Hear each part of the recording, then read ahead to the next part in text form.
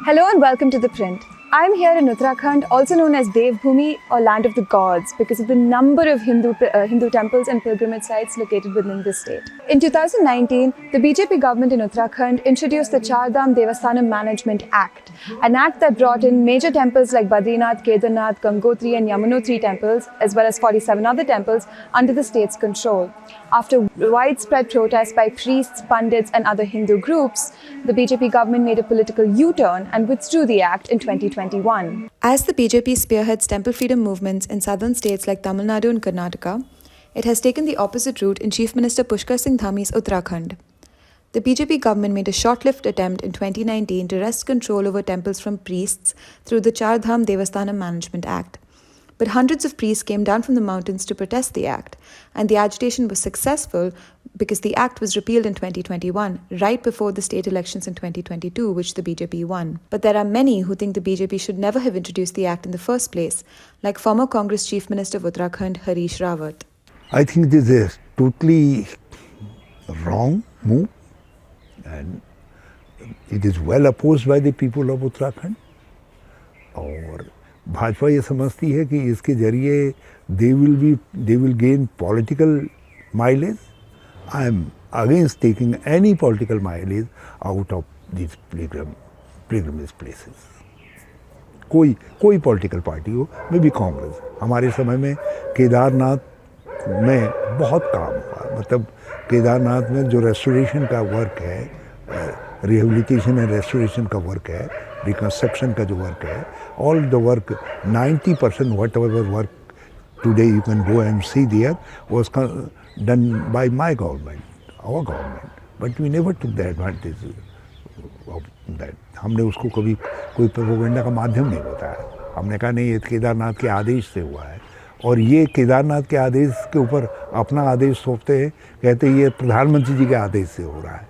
These temples should be administered by the traditions, and tradition wise there are set of people. There are pujaris, pandas, there are hak hakurdharis, there is a king of Garhwal, Maharaja of Garhwal. आज महाराजा नहीं है, लेकिन tradition है, उन्हीं से date निकलवाई जाती है, सब चीज़ें की जाती है. दीज आर द ट्रेडिशन जिनको हम वी चेरिस्ड वेरी मच जो है. तो हम नहीं चाहते कि हमारे जो टेम्पल्स हैं that should be govern by these traditions. और वो ट्रेडिशंस जिसको जो राइट देते हैं, जिसको जो ड्यूटी सौंपते हैं, वो ड्यूटी उसको परफॉर्म करनी चाहिए. और government should work as a facilitator, as a helper, as a law and order provider. इस तरीके के जो रोल हमारे हैं, हमको उसी के तहत अपने को कन्फाइन करना चाहिए. और एक नया रोल जो आज की गवर्नमेंट अपने ऊपर ले रही है, वो है डेवलपर का. और डेवलपर के लिए उनका कंसेप्ट जो है रियल स्टेट बेस मेंटेलिटी है. तो आई एम अगेंस्ट दैट. हमारे जो ये पिलग्रिमेज के रूट हैं, उनमें इस तरीके के लोगों को जो है नहीं आने दिया जा सकता है. The Badrinath Kedarnath Temple Committee or BKTC, which was managing Badrinath, Kedarnath and 47 other temples before the act was introduced, has been reinstated. It is now headed by a BJP appointed chairman. Other temples like the Gangotri temple are still privately managed, while the BKTC manages Badrinath and Kedarnath. This is what the chairman of BKTC has to say about the management of temples in the state. देखिए, सरकार के स्तर से जो management किया जाता है, उसमें तमाम तरीके की वहाँ पर जो यात्री सुविधाएं हैं उनके जुटाने में, वहाँ पर जो इंफ्रास्ट्रक्चर है उसके डेवलपमेंट में सहयोग मिलता है, और तमाम तरीके की जो व्यवस्थाएं हैं, क्योंकि आप जानते हैं कि हमारे यहाँ जो धाम है वो उच्च हिमालयी क्षेत्र में अवस्थित है. वहाँ की भौगोलिक परिस्थितियाँ बहुत विकट हैं, और मौसम भी, जलवायु भी वहाँ पर प्रतिपल बदलती रहती है. तो तमाम तरीके की वहाँ पर कठिनाइयाँ पैदा होती हैं. इसलिए उन सारी चीज़ों को देखने के लिए वहाँ पर जो श्रद्धालु आ रहे हैं, तीर्थयात्री आ रहे हैं, उनको किसी प्रकार की कोई कठिनाई ना हो, उनकी सुविधाएं बनी रहें, तो उसके लिए स्वाभाविक रूप से सरकार के स्तर से ही पहल होती है. तो और मंदिर में जो आते हैं श्रद्धालु आते हैं, तीर्थयात्री आते हैं, उनके दर्शन सुगम और सरल तरीके से हों, इसके लिए स्वाभाविक रूप से प्रबंधन की आवश्यकता होती है।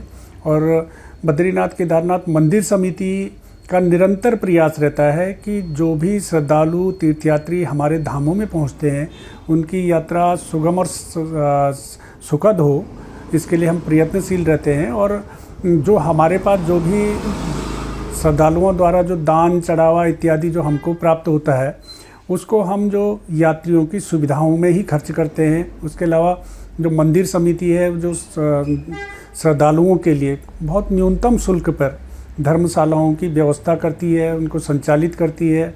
इसके अलावा जो हम जो अन्य भी धार्मिक गतिविधियाँ होती हैं या हमारे जो ऐतिहासिक और पौराणिक दृष्टि से महत्वपूर्ण मंदिर हैं उन मंदिरों के जीर्णोद्धार, वहाँ पर मरम्मतीकरण का कार्य, सौंदर्यीकरण का कार्य, विस्तारीकरण का कार्य, इस प्रकार के कार्य करते हैं। तो मतलब जो भी हमको वहाँ मंदिर से जो श्रद्धालुओं से जो दान चढ़ावा मिलता है उसको हम धार्मिक गतिविधियों में ही या सांस्कृतिक जो गतिविधियाँ होती हैं उनमें ही खर्च करते हैं। यात्री सुविधाओं के लिए विकास में खर्च करते हैं, इंफ्रास्ट्रक्चर डेवलपमेंट में खर्च करते हैं। और हमारा प्रयास रहता है कि अधिक से अधिक जो भी सुविधाएं हो सकती हैं श्रद्धालुओं के लिए वो जुटाने का हम निरंतर प्रयास करते हैं। तो इस लिहाज से स्वाभाविक रूप से मंदिरों के प्रबंधन की व्यवस्था होनी चाहिए। The Vishwa Hindu Parishad also feels the government should stay out of temples. देखिए, एक योजना है, योजना कहाँ अलग अलग सब जगह योजनाएं हैं। अगर हम कर्नाटका की बात करें तो कई हजार करोड़ का टर्नओवर मंदिरों से है, लेकिन मंदिरों से जो पैसा सरकार अर्जित करती है उनके ऊपर प्रतिबंध लगाती है और एक सीमित आय कर देती है वहाँ पर उस ब्राह्मण समाज के लिए जो वहाँ पर पूरे अपने कई पीढ़ियों के साथ अपने जीविकोपार्जन कर रहा है। लेकिन उनको साइड करके वहाँ पर तैनाती भी उनके द्वारा ईसाई समुदाय के कई ऐसे लोगों की गई है जिनको सनातनी मान बिंदुओं से कोई मतलब नहीं है, कोई मतलब नहीं है। लेकिन उन्हें सिर्फ दिखता क्या है, मंदिर में चढ़ने वाला चढ़ावा, और वह उस राज्य के विकास में लगाते हैं। लेकिन वह उस राज्य के विकास में नहीं लगा रहे, वह उन योजनाओं को पोषित करने में उस पैसे को लगा रहे हैं जो ईसाई मिशनरियों को बढ़ावा देती हैं, जो मुस्लिम तुष्टीकरण को बढ़ावा देती हैं। उस पैसे को वो मंदिरों से निकालकर मौलानाओं और मुफ्तियों की तनख्वाहें तय कर रही हैं। तो ये चिंता का विषय है। लेकिन उत्तराखंड में जब देवस्थानम बोर्ड तैयार किया गया तो उसमें जो मंदिर से जुड़े हुए लोग हैं, जिनकी कई पीढ़ियाँ उस मंदिर की सेवा में सेवादारी करती रही, उनको देखते हुए उनमें बिंदु बनाए गए।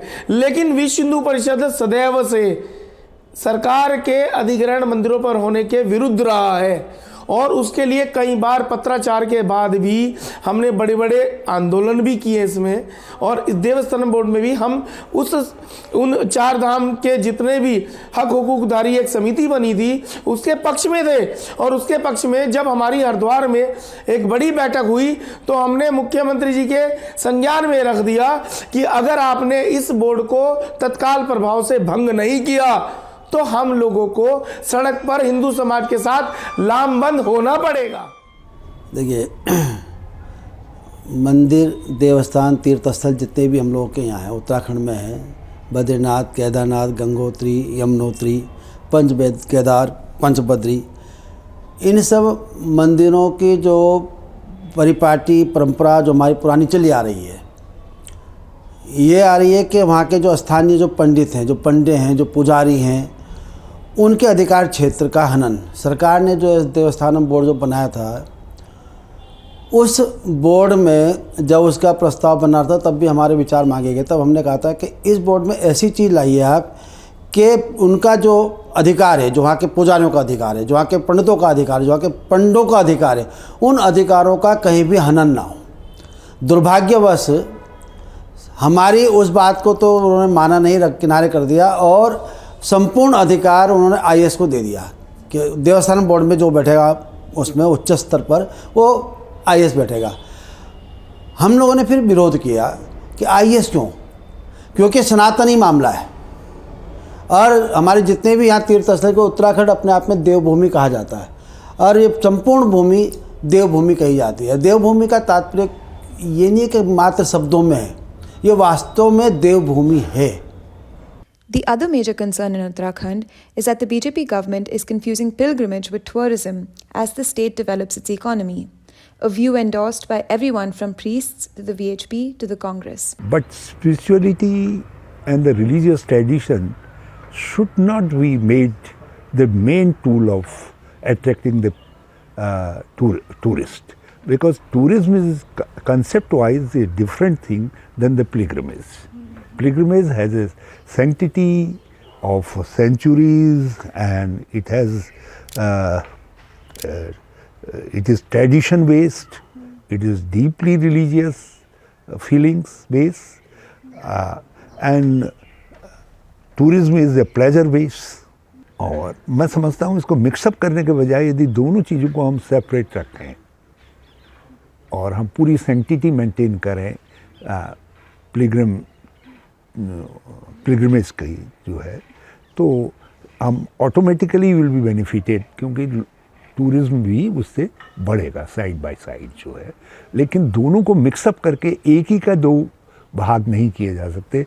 आप यदि जो एज ए टूरिस्ट आएगा बद्रीनाथ में, केदारनाथ में, तो वो प्लेजर सीकर भी हो सकता है। कल वहाँ मांस मदिरा खाना पीना वर्जित है, वहाँ किसी तरीके के और दूसरे तरीके के व्यसन, even you are not expected to smoke there और सब चीज़ें जो है, तो फिर आप वो सब करेंगे। आप वहाँ प्लेजर, लेजर और प्लेजर दोनों के लिए वो करेंगे।